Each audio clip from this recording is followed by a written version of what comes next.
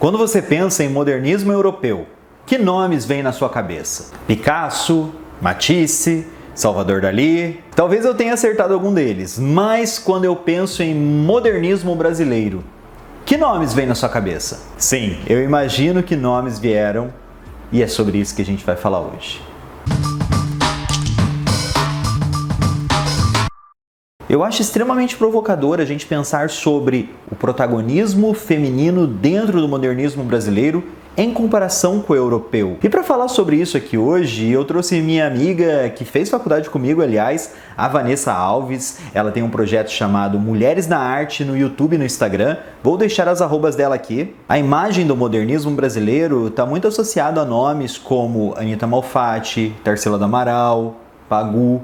Isso é extremamente relevante porque desperta todo um aspecto não apenas estético do nosso modernismo, mas também o seu lado social, os seus desdobramentos dentro da nossa sociedade. Quando a gente pensa no modernismo europeu, é óbvio que a gente teve a presença de muitas mulheres grandiosas como Hannah Höch, Elsa von Freytag, Lauren Hoven, Camille Claudel, mas que foram artistas que de alguma forma foram apagadas da história da arte. A gente sabe que o trabalho artístico ele tem uma carga machista muito forte. O artista homem é visto como a figura que faz a arte, a mulher dentro desse cenário geralmente é colocada apenas como musa, como inspiração, não tem o devido crédito como produtora ou criadora da arte. E a história da arte europeia perpetua esse clichê, que é rompido dentro do nosso modernismo brasileiro. Mas isso não quer dizer, obviamente, que o nosso modernismo brasileiro foi perfeito, que aqui no Brasil não existia machismo, que as mulheres já tinham superado todos os problemas e todas as suas questões. Mas é legal a gente olhar como dentro de sua gênese, desde o nascimento do modernismo brasileiro, foram as mulheres que foram as protagonistas dele. A Anita Malfatti, em sua exposição de arte moderna de 1917, trouxe o modernismo para o Brasil, mostrou que é um modernismo para o Brasil e provocou muito macho por aí. E, dentro do cenário da Semana de Arte Moderna de 1922, ela estava presente novamente, só que dessa vez não sozinha. Ela estava acompanhada de várias outras mulheres que trabalhavam com música e também da artista plástica Zina Aita. E é sobre a presença de mulheres dentro da Semana de Arte Moderna é que a gente vai falar aqui hoje nesse vídeo. Vanessa, assume daí, conta um pouquinho sobre a Anita Malfatti pra gente. Anita Malfatti nasceu em São Paulo no ano de 1889. Ela nasceu com uma atrofia congênita no braço direito, que acabou fazendo com que ela desenvolvesse mais o lado esquerdo do corpo. Ela tinha pai italiano e mãe americana.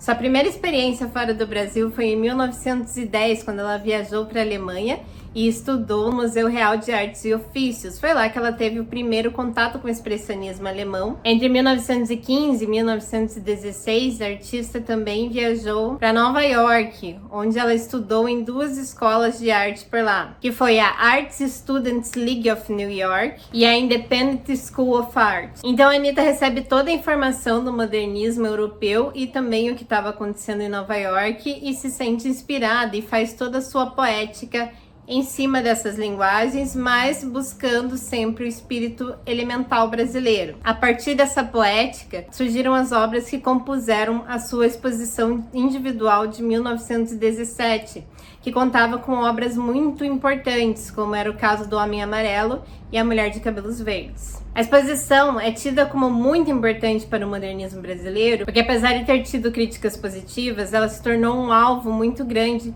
do conservadorismo brasileiro e das críticas negativas de pessoas que rejeitavam o modernismo e pregavam pelo pensamento tradicional de produção artística, como era o caso de Monteiro Lobato, que escreveu o texto Paranoia ou Mistificação, que foi publicado no Estadão no dia 20 de dezembro de 1917. Dentre várias coisas, Monteiro Lobato pega muito pesado com Anita e diz que ela cedeu aos delírios de Picasso. Ele também diz: há duas espécies de artistas. Uma composta pelos que veem normalmente as coisas e em consequência disso fazem arte pura. A outra espécie é formada pelos que veem anormalmente a natureza e interpretam-na à luz de teorias efêmeras sob a sugestão estrábicas de escolas rebeldes, surgidas cá e lá, como furúnculos da cultura excessiva. Esse texto de Monteiro Lobato acabou pegando muito pesado na carreira de Anitta. Ela acabou retraindo um pouco a sua poética e as suas formas. Ela acabou perdendo encomendas também na época, porque Monteiro Lobato era uma pessoa que tinha uma voz, né, dentro da crítica de arte brasileira. Por outro lado, essas críticas e essa má recepção do trabalho de Anitta escancararam a necessidade de uma revisão da forma de se fazer e pensar arte no Brasil. E isso acabou sendo feito, além de Anitta Malfatti, pelo famoso Clube dos Cinco. Depois da Semana de Arte Moderna, em 1923, Anitta consegue uma bolsa para estudar em Paris, onde ela conhece Fernando Léger, onde ela conhece o Henri Matisse. Em 28, ela retorna ao Brasil, onde continua a pintar, se torna professora de desenho e pintura e também oferece cursos de História da Arte. Em 1937, ela faz parte do grupo de artistas chamado Família Artística Paulista. Anitta também presidiu o Sindicato de Artistas Plásticos de São Paulo. Teve uma carreira muito produtiva até 1964, ano onde ela faleceu aos 75 anos. Zina Aita foi outra expositora dentro da Semana de Arte Moderna de 1922. Ela nasceu em 1900 em Belo Horizonte e é considerada a precursora do modernismo mineiro. Entre 1914 e 1918, ela estudou na Europa. Então ela volta para o Brasil, onde ela começa a andar com poetas e escritores modernistas, e nesse meio ela acaba conhecendo também a Anitta Malfatti. A Zina começa a frequentar muito esse meio modernista e em 1920 ela acaba fazendo a sua primeira mostra individual de arte moderna em Belo Horizonte. Como já falado, em 1922 a Zina participa da Semana de Arte Moderna de 1922. Claro, muito incentivada por amigos como Ronald de Carvalho e Manuel Bandeira. Ela leva 8 pinturas que carregam um estilo pós-impressionista, tem um quê também nas suas obras de fauvismo e em alguns aspectos a gente consegue até observar a técnica divisionista em suas obras. Nesse contexto modernista, após a Semana de 22, a Zina ela acaba participando de várias outras exposições no Brasil e também produzindo ilustrações para a revista modernista Claxon. Ela era pintora, ela era desenhista, ilustradora e ceramista. Inclusive, em 1924, ela se muda para a Itália para assumir os negócios da família, que tinha uma fábrica de cerâmica lá. Trabalhando na Itália, a Zina se aprofunda ainda mais nessa linguagem da cerâmica e se torna uma artista extremamente reconhecida na Itália por seus projetos com cerâmica. Na obra Homens Trabalhando ou A Sombra, uma de suas pinturas na Semana de Arte Moderna de 1922, é possível observar 6 trabalhadores em uma rua. Eles têm a pele escura, possivelmente são pretos. O ofício deles não é muito específico, talvez eles estejam simplesmente arrumando a estrada. Suas formas não são regulares e suas sombras se projetam em azul. 6 sombras de trabalhadores e ao fundo uma sombra maior, a de um grande prédio. As pinceladas são visíveis na pintura e suas cores são intensas. Esse aspecto de protagonismo feminino na Semana de Arte Moderna de 1922 e mais no modernismo brasileiro é extremamente importante para a nossa cultura. O que você acha disso, Vanessa? Conta pra gente.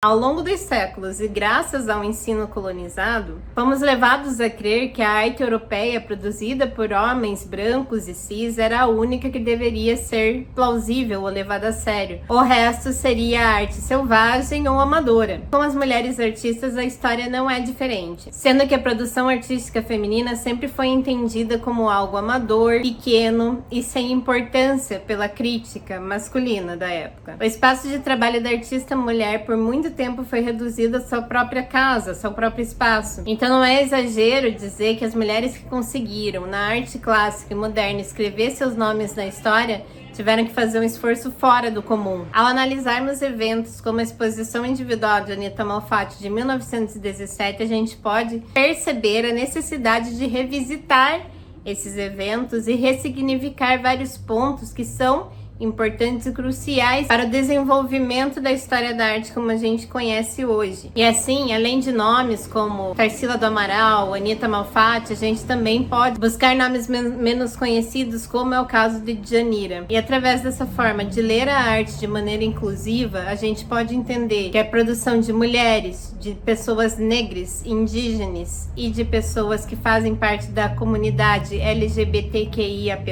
fazem parte da arte tanto quanto qualquer outro dito grande mestre. E deve ser levado tão a sério quanto e ser estudado tão a sério quanto, para que a gente possa ter um entendimento da nossa própria cultura e do nosso lugar na sociedade. Eu gostaria de agradecer ao Rodrigo pelo convite, gostaria de convidar a todos também para conhecer o meu perfil no Instagram, @vanessaalves.art, onde eu produzo conteúdo sobre arte, também tem o projeto Mulheres na Arte, onde eu estabeleço uma linha histórica da produção artística feminina, desde a Idade Média até a contemporaneidade, então a gente tem bastante que estudar por lá.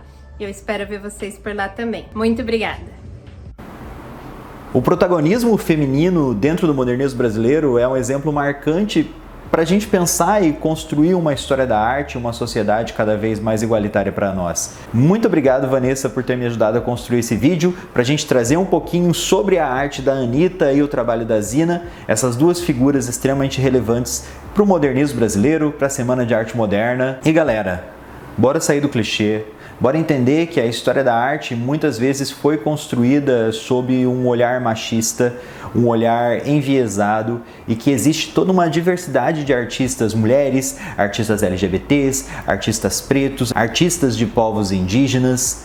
A história da arte não é simplesmente a história da arte europeia. Ela é muito mais ampla, muito mais diversa e muito mais divertida do que isso. Fiquem bem. E até breve. Nos acompanhe também nas redes sociais, Twitter e Facebook Arte de Segunda, no Instagram Rodrigo Hetka, e você pode contribuir financeiramente pelo apoia.se/Arte de Segunda.